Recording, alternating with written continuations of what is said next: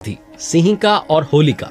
हिरण्याक्ष ने कहते हैं पृथ्वी को जल में डुबो दिया था, जिसे भगवान विष्णु जी ने वराह अवतार लेकर के बचाया और हिरण्याक्ष का वध किया। सिंहिका को हनुमान जी ने लंका जाते हुए रास्ते में मार दिया। अब शेष बचे थे हिरण्यकश्यप और होलिका। ये दोनों असुर जो हैं शक्तिशाली थे और ये कथा उन्हीं से जुड़ी हुई है। हिरण्यकश्यप अपने स्वभाव में अहंकारी और अत्याचारी था। वो ब्रह्मा जी के वरदान से अजय और अमर होने का दावा करता था।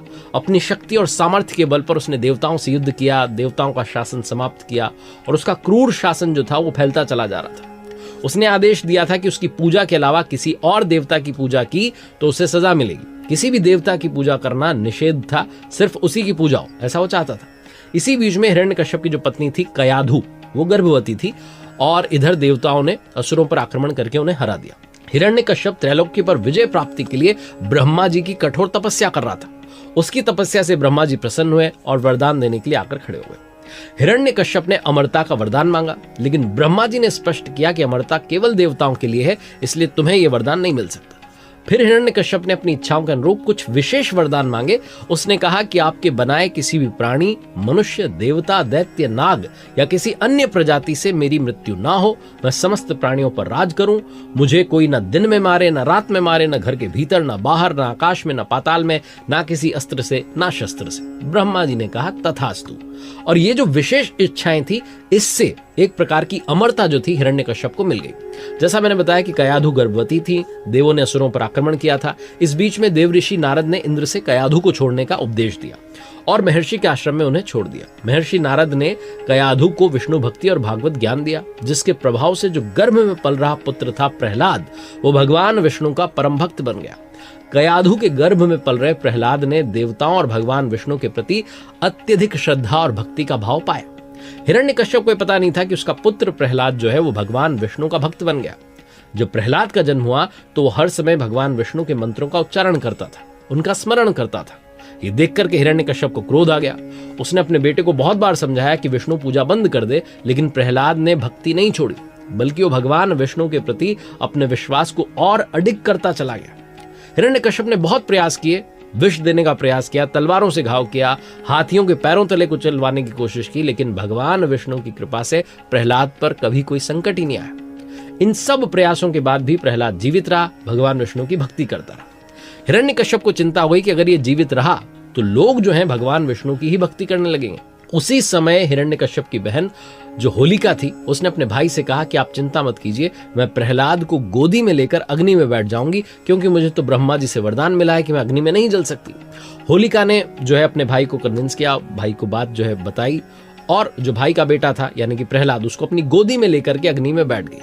लेकिन होलिका ये भूल गई कि जो सद्वृत्ति वाले मानव हैं उनका वो अहित नहीं कर सकती थी। ये कंडीशंस अप्लाई वाला वरदान था। इसी के रिजल्ट में होलिका जो थी वो स्वयं जल करके भस्म हो गई। प्रहलाद जो थे वो भगवान विष्णु के नाम का जप करते हुए सुरक्षित बाहर आ गए। ये घटना होलिका दहन का प्रतीक बनी, जिससे कि होलिका पर्व जो मनाया जाता है। इधर हिरण्यकश्यप ने सबके बाद भी प्रहलाद को मारने का प्रयास किया, खंभे से उसे बांध दिया और चुनौती दी कि तू मेरे आदेशों के खिलाफ कार्य क्यों करता है। तो प्रहलाद ने कहा कि आप अपना असुर स्वभाव छोड़ दीजिए, सबके प्रति समानता का भाव रखिए, यही तो भगवान की पूजा है। इस पर हिरण्यकश्यप ने सोचा कि खंभे को ही मार देते हैं, ये कह रहा है ना कि कण कण में भगवान है। उसी समय उस खंबे से भगवान नृसिंह अवतार प्रकट हुए। भगवान नृसिंह का जो रूप था वो अत्यंत भयंकर था। सिंह का सिर था, मानव का शरीर था। भगवान नृसिंह ने हिरण्यकश्यप को संध्या के समय, न दिन में न रात में, घर के बाहर न भीतर, जो घर का दरवाजा होता है वहां, अपनी जांघों पर, न भूमि पर, न आकाश में, न पाताल में, वहां पकड़कर उसे बैठाकर उसके कलेजे को नाखूनों से फाड़ डाला। नृसिंह भगवान ने हिरण्यकश्यप के हजारों सैनिकों को अपनी शक्ति से नष्ट कर दिया। इसके बाद प्रहलाद ने भगवान नृसिंह की पूजा की। उनके राज तिलक के बाद प्रहलाद के भगवान नृसिंह वहां से अंतर्ध्यान हो गए। ये जो कथा है कि प्रहलाद की अडिग भक्ति की, भगवान विष्णु की कृपा की और असत्य के नाश की कथा है। कुछ बातें जो इस कथा से सीखने को मिलती हैं। पहली, ब्रह्मा जी के वरदान ने हिरण्यकश्यप को अहंकार में डाल दिया था। ये कहानी बताती है कि आत्मसंतुष्टि और अहंकार जो है इंसान के पतन का कारण बनते हैं। दूसरी, हिरण्यकश्यप जो था वो लालच, घमंड, वासना, झूठ और हिंसा का सिंबल है, इसलिए बुराइयों से मुक्त होकर ही व्यक्ति जो है शांति भरा जीवन जी सकता है।